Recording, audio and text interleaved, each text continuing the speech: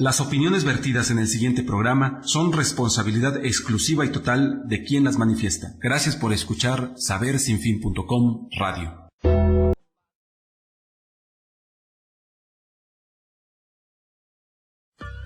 El hombre aprende a cada momento y eso hace la vida posible. Estás entrando al territorio del saber. Estás en Saber Sin Fin.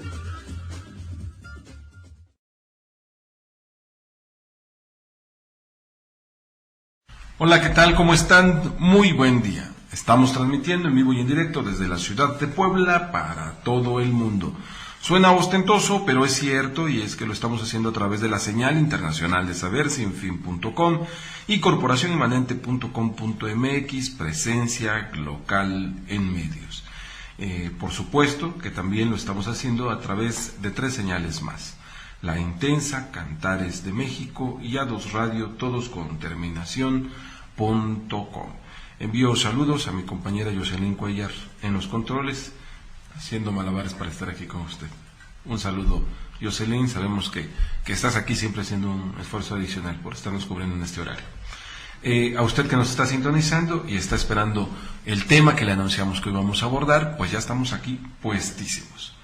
Envío saludos a los que están conectando en nuestras redes sociales, por supuesto a Marco, a Jessy, a Toño, en fin, a todos ellos que ya muy amablemente nos estaban preguntando que a qué horas empezaba el programa. Ya estamos aquí.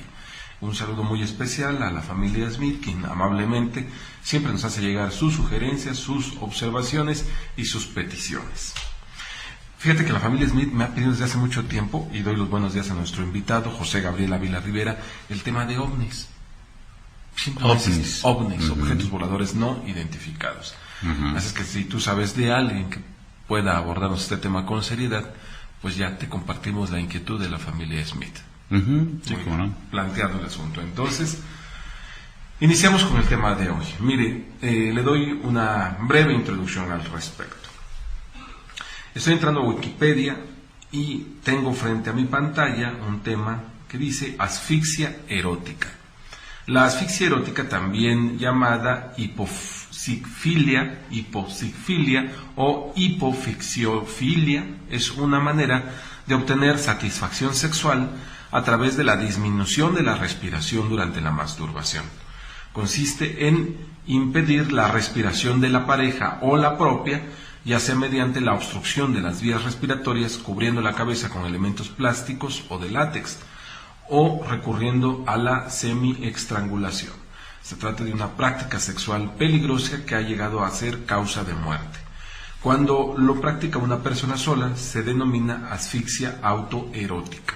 El término autoasfixia erótica fue acuñado en 1991 en un estudio en una revista científica estadounidense. Es considerado una parafilia, práctica sexual no ortodoxa. La Asociación Estadounidense de Psiquiatría considera que la privación de oxígeno con el objeto de aumentar la intensidad del orgasmo se clasifica como hiposifilia. En la comunidad BDSM, las prácticas de esta naturaleza pueden ser denominadas breath play, juego con la respiración, o edge play, juego de borde o juego riesgoso, y generalmente incluyen un socio participante.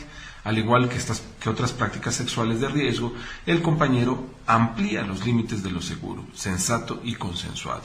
El control de las situaciones que afectan a la respiración se puede evaluar usando algún tipo de señal convenida para avisar a la otra persona del peligro. Esta práctica se realiza casi siempre junto a otras actividades fetichistas. José Gabriel Ávila Rivera.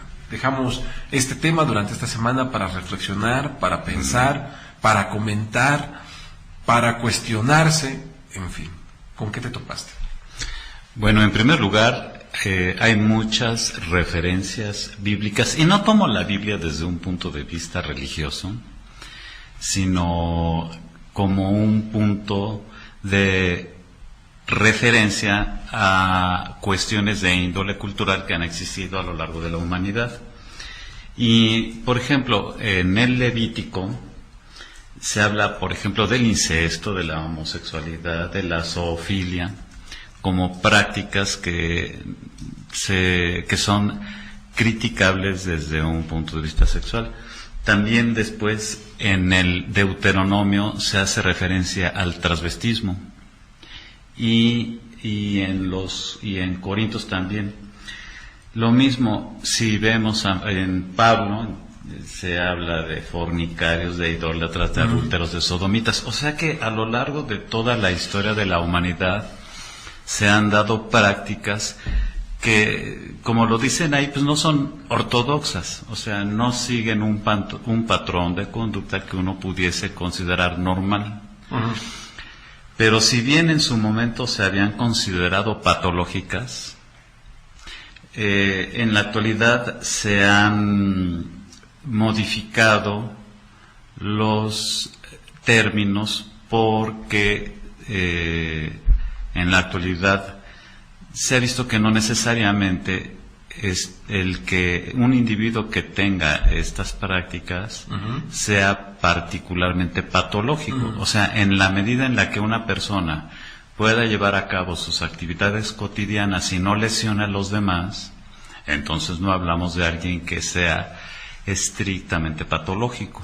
Claro, y cuando dices que no lesione a los demás, te refieres, por supuesto, a que sea una práctica consensuada en caso de que se practique con alguien más, ¿no? Sí, por supuesto. Con la voluntad del otro. Exactamente. Pero entonces se cambia el término de desviaciones sexuales. No me acuerdo cómo se denominaba en el pasado para ser acuñado con este nuevo término que es el de parafilias. O sea, prácticas normales que no son precisamente del dominio. Ajá, aunque ese término de ortodoxo me parece también un poco exagerado, ¿no? El caso es que dentro de estas prácticas tal vez hay algunas que caen en un alto riesgo, ¿no?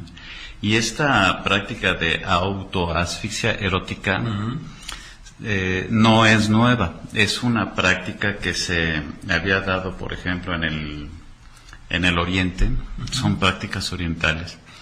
Y en la Edad Media, cuando un individuo era ahorcado, y en el proceso de ahorcamiento, lo que condiciona que la persona fallezca no es la sección medular, sino la asfixia. Y en ese proceso de asfixia veían que se daban erecciones e incluso eyaculaciones. Ah, caray. Entonces, esto se percibió en la Edad Media en los ahorcados.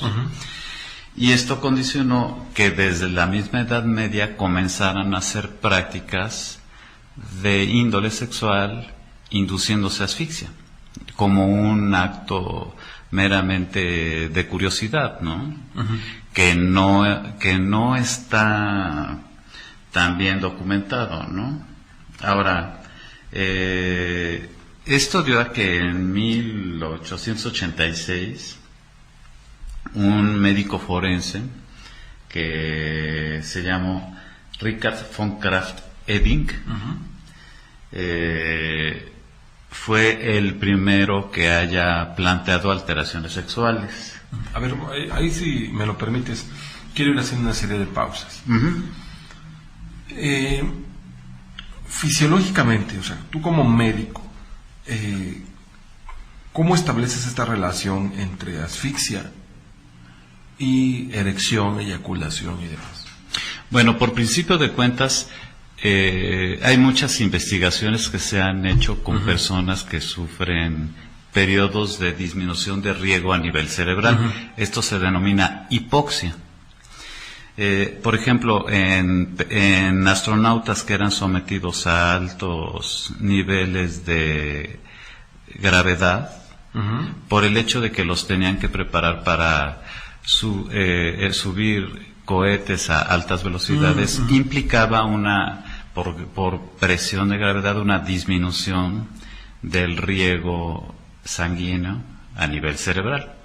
Y eso les hacía experimentar una serie de sensaciones que después referían como particularmente placenteras. Por ejemplo, el clásico túnel de luz que veo una persona que tuvo un proceso de hipoxia y que después se restituye y que identifica como una forma de prácticamente entrar a un espacio divino y que después regresa a la Tierra, es una cuestión que está plenamente identificada desde el punto de vista fisiológico. Esto también se logró determinar a través de las experiencias que tenían pilotos de aviones de guerra. Uh-huh. Los pilotos de aviones de guerra, para poder tolerar esta situación, deben tener trajes que compriman y aparte deben sostener fuertemente la respiración, apretando el abdomen y tratando de conservar una mayor cantidad de sangre a nivel superior. Curiosamente, las mujeres tienen una mayor capacidad de hacer esto que nosotros los hombres. O sea, en la actualidad el ejército de Estados Unidos ya está llegando a integrar dentro de las fuerzas aéreas a mujeres y no a hombres, porque ellas pueden controlar mejor esto. Muy bien. Cosas interesantes. Uh-huh. Le comento que la Petite Mort, en francés, Petit Mort, también conocida como la pequeña muerte, hace referencia al periodo refractorio que ocurre después del orgasmo sexual. Este término ha sido interpretado generalmente para describir a la pérdida del estado de conciencia o desvanecimiento post-orgásmico que sufren las personas en algunas experiencias sexuales. De manera más amplia se puede referir al gasto espiritual que ocurre luego del orgasmo o a un corto periodo de melancolía o trascendencia como resultado del gasto de la fuerza de vida. Un estudio reciente sobre los patrones de actividad del cerebro usando una tomografía por emisión de positrones da cierto apoyo a la experiencia de la pequeña muerte. Vamos a una pauta y regresamos en breve. Estás escuchando Saber Sin Fin. En un momento continuamos. Colegio Woodcock, institución educativa de nivel secundario y bachillerato. Estamos ubicados en calle Torrecillas, número 910, a un costado de la recta Cholula, Colonia Santiago Momoxpan, Puebla, México. Teléfono 404-4921. Correo electrónico colegiowoodcock@yahoo.com.mx. Colegio Woodcock, fundamos alumnos integralmente desarrollados.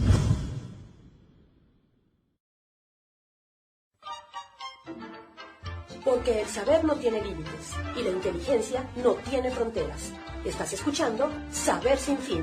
Continuamos. Agradezco la amabilidad de su atención. Converso con José Gabriel Ávila Rivera, médico investigador, epidemiólogo de la UAP, en fin, pero más que nada amigo y conductor de un programa que se llama Ecléctica. Escúchelo usted a las 10 de la mañana, hoy a través de sabersinfin.com, con Ricardo Pico y un grupo de invitados siempre muy interesantes. Esta mañana, José Gabriel Ávila Rivera y un servidor conversamos sobre un tema interesante y más frecuente de lo que parece. Sí. Estamos hablando sobre asfixia erótica. Y si usted toma esto solamente como una curiosidad de este tema, está bien, es parte del acervo cultural que debemos tener. Pero es más frecuente de lo que parece y de hecho he conversado con José Gabriel Ávila antes de irnos al corte sobre los chicos de secundaria, que estamos hablando para los que nos escuchan en el extranjero, en jóvenes de 12 a 15, 16 años que practican la autoasfixia erótica y de hecho usted puede ver los videos de escolares, de escolapios, de jóvenes, de adolescentes y de púberes haciendo estas prácticas. Sí, no estoy citándolo como en una situación de morbo, ni le estoy tratando de hacer publicidad, sino para decirle que en estas edades se están presentando este tipo de casos. Bueno, ellos practican una variedad de asfixia muy especial porque se ponen en cuclillas, comienzan a hacer respiraciones muy rápidas para caer en un estado que se denomina alcalosis respiratoria. Uh-huh. O sea, si uno hace una serie de respiraciones repetitivas, puede uno tener la capacidad de estar un mayor tiempo sin respirar. Entonces, en cuclillas hay una distribución del volumen sanguíneo más homogénea, se someten a una alcalosis respiratoria para no tener la capacidad de respirar, bruscamente se levantan con los brazos cruzados y un compañero los presiona. Los presiona, obviamente esta presión hace que dejen de respirar, y cuando los compañeros ven que ponen los ojos en blanco es que ya cayó en desmayo, o sea, ya hubo hipoxia. Entonces ya los sueltan y comienzan a reanimarlos, ¿no? Aquí la cuestión es que ya se han dado casos de decesos, sobre todo de los que se ha informado es en Estados Unidos, aunque de alguna manera se mantiene en una forma puede ser hermética, porque si un papá llega en una escuela de Estados Unidos a hacer un proceso de demanda, implicaría un problema serio, ¿no? Ahora, hace creo que un año fue que en un proceso en un juego un niño falleció por asfixia, ¿no? Y aun cuando la explicación que se dio fue que se amontonaron sobre de él, realmente no se sabe qué es lo que sucedió, o sea, como que la información se manejó con un cierto grado de hermetismo. Y lo cierto es que fue una asfixia. Y también lo cierto es que hay videos en los que en un momento dado se puede ver que muchachos de escuelas en nuestro país practican precisamente la asfixia como un juego de un peligro extremo. Yo creo que ni ellos mismos se dan cuenta del alcance de lo que están haciendo. Porque eso es algo que pasa desapercibido, como tantas cosas en donde los padres de familia tenemos una percepción errónea de nuestros hijos, porque los seguimos considerando inocentes, niños en algunos temas, y realmente nos llevan ventaja, porque algunos de nosotros no hemos hecho, por ejemplo, ese tipo de prácticas cuando ellos muy probablemente ya lo estén realizando, o algunos ya hayan tenido experiencias y sean adictos hasta esto. Nos saluda Sofía Sofi, nos dice: interesante programa, pues generalmente no sabemos respirar. Acabo de entrar al programa. Víctor Miguel Hernández dice: tema muy interesante, saludos al auditorio. Un saludo, Víctor Miguel, espero pronto nos puedas acompañar nuevamente para que podamos conversar al respecto. Estábamos en este punto, José Gabriel, antes de irnos al corte yo entré con este señalamiento. Me interesa que regresemos más adelante sobre el punto de los adolescentes y la práctica, dentro del capítulo que hablemos de riesgos.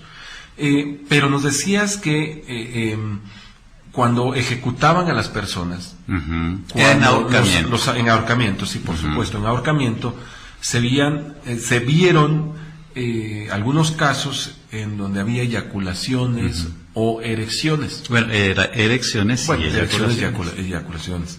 Y que a partir de ahí se pusieron en práctica algunas cosas, por lo menos en ese tipo de sociedades, aunque antes, por eso nos citabas la Biblia, se señalan algunas prácticas que salen de lo ortodoxo, por supuesto cuestionando esto del ortodoxo.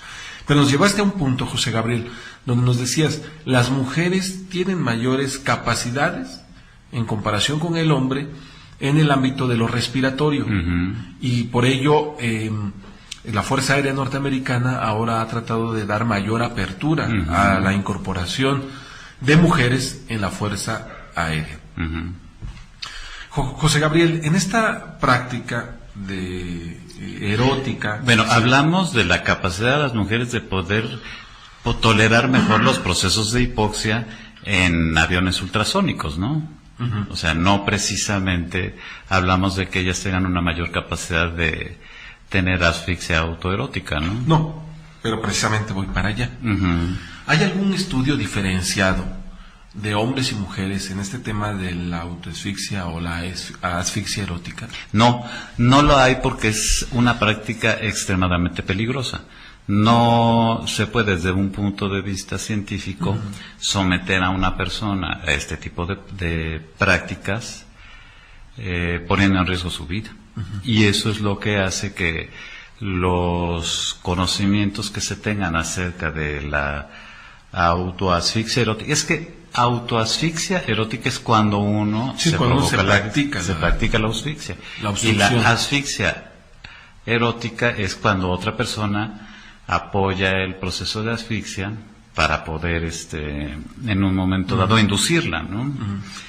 Pero tanto una como otra es extremadamente peligrosa, de modo que lo que se sabe acerca de esto es del dominio de los médicos forenses, porque fueron los que se dieron cuenta de que ya se habían muerto, ¿no? Que es lo que en un momento dado va dándonos conocimientos de lo que sucede. Entonces entiendo que conocemos de este tema, digamos médicamente o científicamente, son pocas las a cosas partir de algunos testimonios. Son testimonios de más experiencias que se han tenido con personas que han tenido hipoxias controladas, por ejemplo, pero a los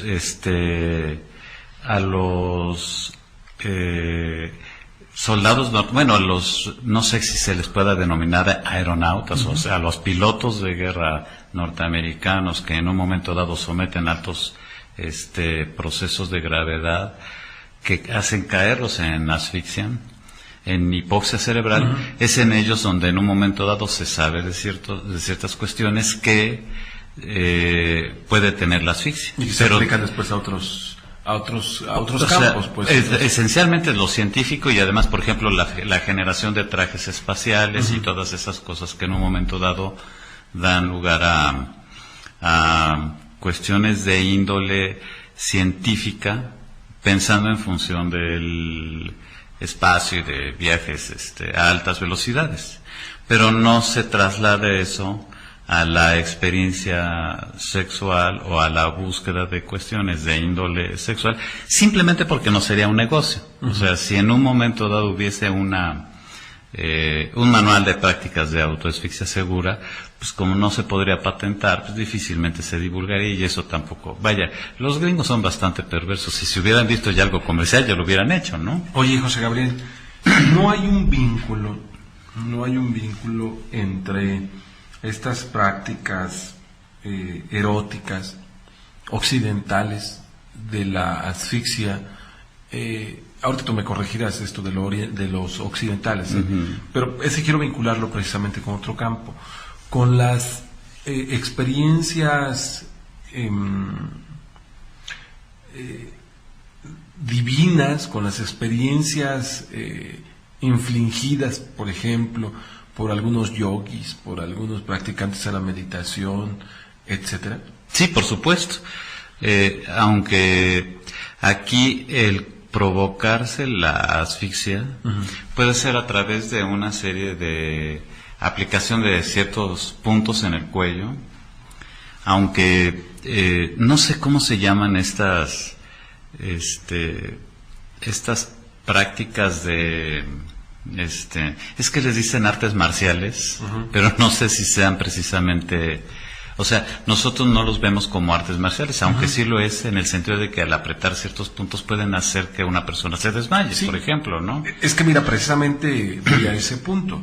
Las prácticas antiguas de meditación que hablan y que sostienen que la respiración y específicamente el prana a partir de la respiración es realmente lo que mantiene vivo el cuerpo, y que si tú sabes respirar puedes mantener una serie de síntomas saludables en tu cuerpo, y que a partir de la respiración también puedes inducirte experiencias divinas. En sentido contrario, entonces, implicaría que a partir de modificar esta respiración podrías alterar entonces las experiencias que tienes al respecto. Sí, por supuesto. Bueno, desconozco cuáles son las prácticas orientales, pero no tengo duda de que en un momento dado el dominio de técnicas de respiración pudiese llegar a condicionar experiencias extrasensoriales que escapan de nosotros los que no ponemos en práctica este tipo de control respiratorio. Muy bien, vamos a ir a una pauta comercial. Y al regresar cerramos esta conversación con algunas conclusiones, preguntas de usted y, por supuesto, los saludos que muy amablemente nos han estado llegando. Regresamos. Estás escuchando Saber Sin Fin. En un momento continuamos. ¿Aún no tienes idea de dónde estudiar? Yo te ofrezco una oferta educativa real. Universidad del Real Puebla. Colegiaturas fijas durante toda tu carrera. Visítanos en Avenida Reforma, número 3911, Puebla, México. Contáctanos al 230-0225 o al 230-0233 y visita nuestra página web www.unidelreal.mx. Universidad del Real, una oferta educativa real.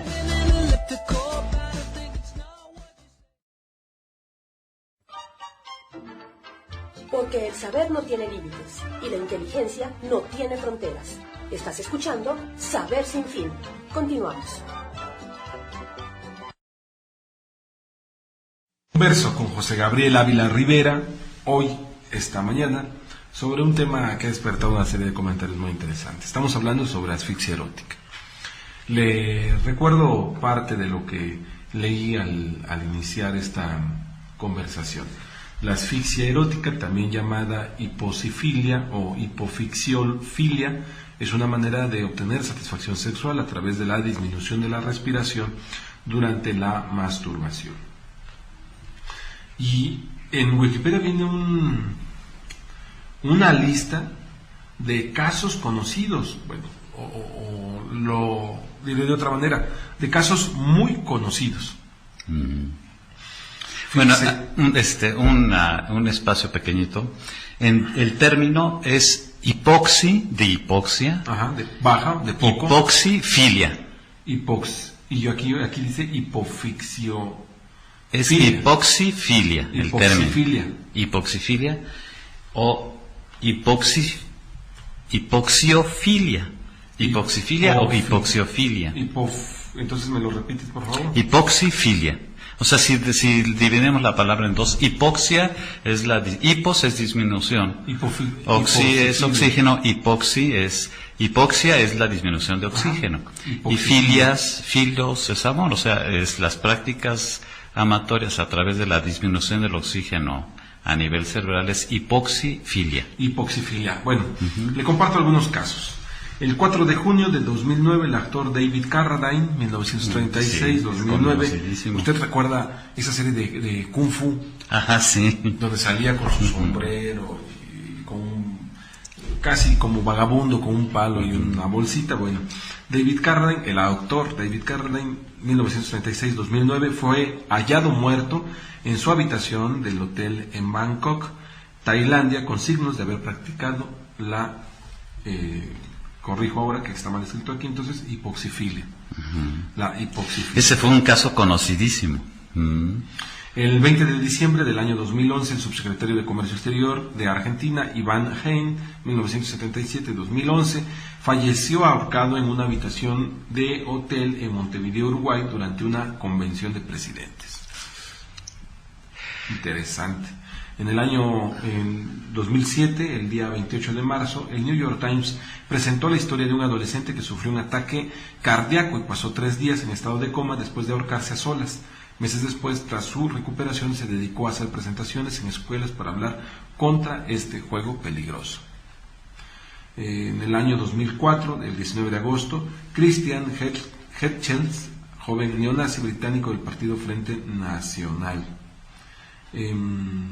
Bueno, en 1997, el 22 de noviembre, el cantante australiano Michael Hutchence, en 1960-1997, fue encontrado muerto en su habitación de hotel en Sydney, aunque la causa oficial de su muerte fue el suicidio. Podría haber muerto a causa de asfixia autoerótica. Bueno, solamente algunos casos.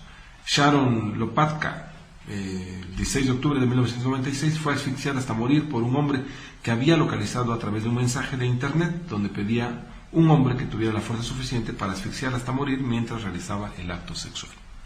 Se le pasó la mano. Bueno, hablemos entonces de los riesgos, José Gabriel, porque ya nos está esperando Antonia Starlich, como siempre nuestra colaboradora en Valencia, España, para darnos su opinión de esta mañana. ¿Cuáles son los riesgos y cuáles son las recomendaciones?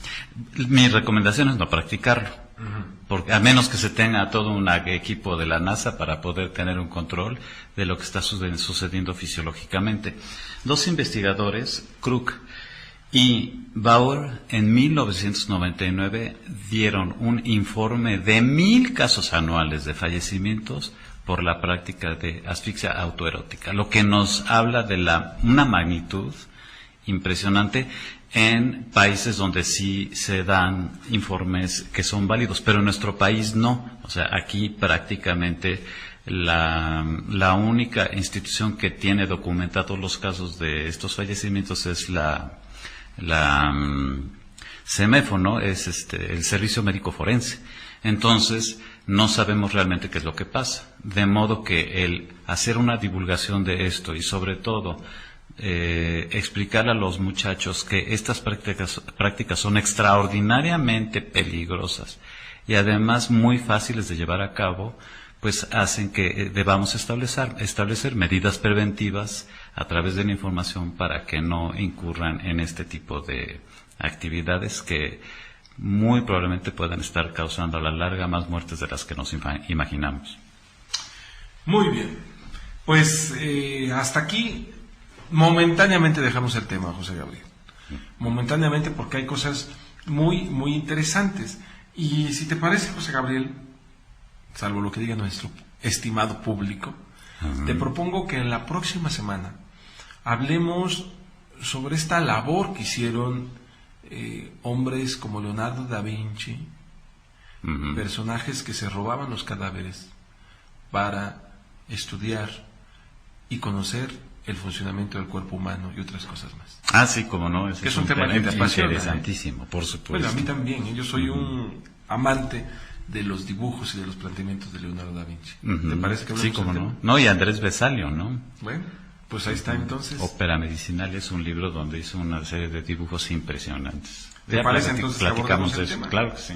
Muy bien, pues hasta aquí dejamos entonces esta revisión muy general, muy general, que se nos ha ido rapidísimo.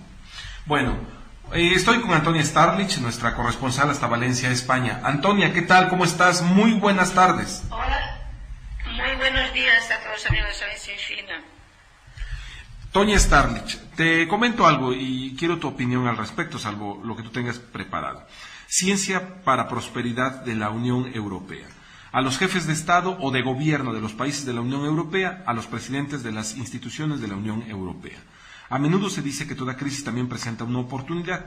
La crisis actual nos obliga a tomar decisiones y una de ellas se refiere a la ciencia y a su apoyo. Allá por el año 2000, ustedes y sus predecesores acordaron el objetivo de convertir el área basada en el conocimiento más dinámica del mundo en el año 2010. La intención era ambiciosa y noble, pero el objetivo ha quedado muy lejos. Me estoy refiriendo a una carta firmada por 42 premios Nobel y 5 medallas Fields sobre la alerta que están haciendo de la inversión científica que se está llevando a cabo en la Unión Europea. Voy a brincarme algunas cosas.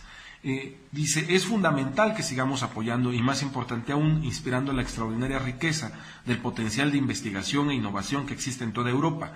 Estamos convencidos de que la nueva generación de investigadores también hará oír su voz y deberán oír lo que tienen que decir.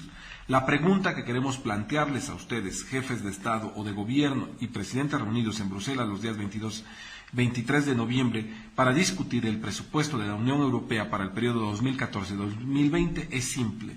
Cuando se anuncie el acuerdo para el futuro propuesto de Europa, ¿cuál será el papel de la ciencia en el futuro de Europa? Y voy a este punto, Toña Starlich. Aquí, a lo largo de estas conversaciones, hemos hablado de las repercusiones de la crisis económica. ¿Cuál es tu percepción al respecto de cómo está impactando la crisis económica y financiera en España, específicamente en el campo de investigación español? Bueno, la investigación lamentablemente fatal, porque muchos investigadores están saliendo del país y se están quejando mucho el mundo de la ciencia, precisamente en España, porque el presupuesto se les ha lo han disminuido muchísimo y esto ya la verdad es alarmante. Inclusive pues la única solución que ven es pedir trabajo y seguir sus estudios fuera del país, lo que efectivamente muchos científicos dicen que es muy muy lamentable que los cerebros españoles tengan que salir fuera a proyectarse. Y sí, es muy lamentable y la verdad muy, muy preocupante de la forma en que están tratando al mundo científico aquí en España. No se le está teniendo pues todo el respeto, ¿no?, que merece el mundo de la investigación, ya que en todos los ámbitos es el que nos hace ir pues acceder a muchas cosas, ¿no?, a través de la investigación. Antonia Starlich, en los países latinoamericanos se habló de la fuga de cerebros principalmente a Estados Unidos y cada vez más a países europeos. Se están fugando cerebros, entendiendo esto como la fuga de talento científico europeo, ¿hacia qué países principalmente? Y ¿se ve esto como una oportunidad de progreso en ciertas áreas poblacionales de los españoles? Pues en especial en España sí está habiendo mucha fuga de cerebro, que se está yendo sobre todo hacia el norte de Europa, obviamente a Estados Unidos, y como pues venimos retirando en algunos puntos de América Latina. ¿Hasta cuándo? ¿Por qué los dejan salir? Pues la verdad es muy, muy lamentable, pero esperemos que no, que esta hemorragia de salida de científicos pare, ¿no? Para que en España y en Europa, aunque en Europa en general no se está viendo tanto fuga de cerebros hacia a otros continentes, más bien sería de España en estos momentos, y quizás pues a lo mejor los países más afectados por la crisis que es de la parte del sur de Europa. ¿Qué hay que hacer? Pues venimos a lo mismo, ¿no? Reactivar la economía, invertir en estos cerebros que nos pueden que pueden ayudar muchísimo a España, pero el gobierno decide no apoyar y el presupuesto, restarles el presupuesto para hacer investigaciones, pues así está la cosa, ¿no? Está muy pobre, muy lamentable, y hay científicos, hay jóvenes que luego salen a protestar, los vemos en la calle, ¿no?, con pancarta diciendo me tengo que ir. El gobierno español no quiere cerebros, no quiere gente pensante que pueda aportar cosas muy positivas, ¿no?, y avances para el país, y esa es lamentablemente la triste realidad. Muy bien, pues nos quedamos con esta reflexión, Antonia Starlich. Tu comentario, como siempre, nos hace pensar sobre aspectos poco abordados en América, sobre la realidad europea y específicamente de la realidad española. Te saludo, te agradezco, y si todo se dispone de esta manera, mañana tenemos otra cápsula más para seguir reflexionando sobre el entorno español. Muchas gracias, Toña. Gracias a ustedes. Ha sido Antonia Starlich hasta Valencia, España, quien siempre hace un esfuerzo extraordinario, y digo extraordinario porque siempre está atenta ella a su madre, que está a punto de cumplir 100 años y está pendiente del estado de salud de su señora madre. Un abrazo hasta donde estés y un saludo a tu mamá, Toña. Agradezco, por supuesto, a usted que nos ha seguido, a Jocelyn Cuellar en los controles, a José Gabriel Ávila Rivera, que hoy nos ha compartido un tema muy interesante. Nos felicita Sofía Sofi, nos dice muy interesante el programa, les agradezco que lo hayan abordado, porque dicen, es impresionante cómo actualmente los jóvenes juegan más con su cuerpo.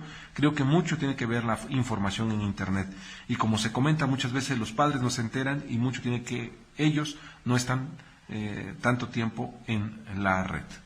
Bueno, pues queda ahí la reflexión. Yo me despido invitándoles a que escuche usted en unos minutos más Ecléctica. ¿Hoy de qué se tratará? Esquimales. Bueno, ya viene diciembre. Vamos y nos estamos escuchando.